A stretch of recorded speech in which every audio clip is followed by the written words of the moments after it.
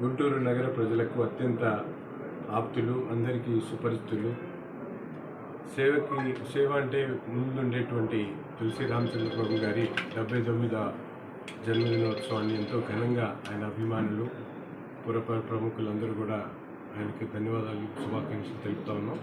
ముఖ్యంగా ఈరోజు సమాజంలో ఉండి సమాజం నుంచి సంపాదించినటువంటి ప్రతి ఒక్క రూపాయలు కూడా సమాజానికి భాగం కల్పించాలనేటువంటి ఒక సిద్ధాంతంతో గత కొన్ని సంవత్సరాల నుంచి అనేక విధాలుగా గుంటూరు నగర ప్రజలకు అవసరమైనటువంటి ప్రతి ఒక్క సంక్షేమ కార్యక్రమాలు కూడా తనదైనటువంటి ముద్ర వేసుకొని ప్రజాసేవలో నిరంతరం ముందుకు సాగుతున్నటువంటి పెద్దలు తులసి రామచంద్ర ప్రభు గారు ప్రతి ఒక్కరిని కూడా ఆదర్శప్రాయులు.